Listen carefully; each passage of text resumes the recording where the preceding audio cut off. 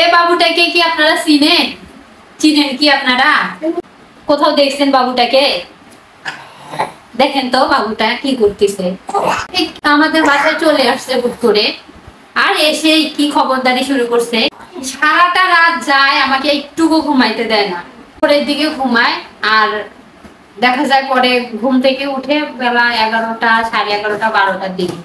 না, আমার তো আবার ঘুরে উঠতে হয়, উঠে সাপওয়ানকে খাবার রেডি করে দেওয়া, স্কুলে নিয়ে যাওয়া, এগুলো করতে হয়।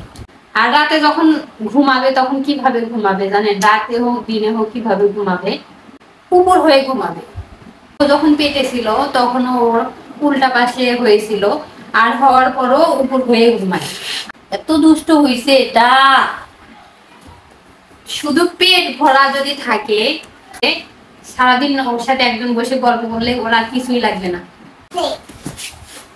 রান্না বান্না, সংসারের কাজকর্ম, ওগুলা নিয়ে ব্যস্ত থাকি। দেখা যায় ওর সাথে গল্প করতে পারি না। সাপওয়ানকে গল্প করতে বসাই দিই। সাপওয়ান আর কতক্ষণ গল্প করে? গল্প করতে ধরলে ও যে এত খুশি হয়, এত ঝাপাঝাপি করবে গল্প করতে ধরলে। আমার মনে হচ্ছে যে একজন লোক ভাড়া করা লাগবে ওর জন্য, ওর সাথে গল্প করার জন্য। একে আমি দুষ্টুমি করে পুকু সোনা বলে ডাকি, তো ওর আব্বু আমাকে খুব রাগ হয় যে এই নামে ডাকো কেন। যখন বড় হবে তখন দেখা যাবে কি এই নামটা থেকেই যাবে। অনেকে ব্যঙ্গ করে ওকে পুকু সোনা বললেই ডাকবে। ওর নাম হচ্ছে জান্নাতুল নাইম স্বপ্নিল, আর আমার বড় ছেলেটার নাম হচ্ছে সাইফ ইবনে নূর। কথা বলো তো, একটু হাই বলে দাও তো। বলো তো আসসালামু আলাইকুম, সবাই কেমন আছেন বলো।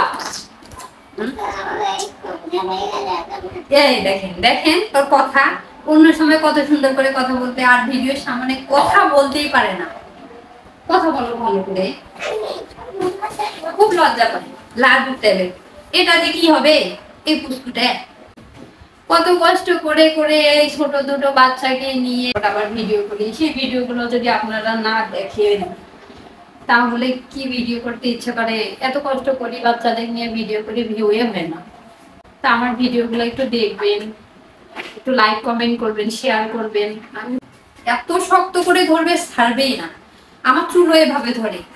কালকে এক মুঠ চুল ধরে ওর মুখে নিয়ে ঢুকাচ্ছে। পরে আমার এদিকে লাগতেছিল, আমি তো শুয়েছিলাম, আমার পাশে ওই শুয়েছিল, তার মাঝে এরকম করতেছে। সে কত কষ্ট করে, ওর হাত থেকে আমি চুল ছাড়াইতেই পারি না, এতটা শক্ত করে ধরে থাকে জানেন আপনারা।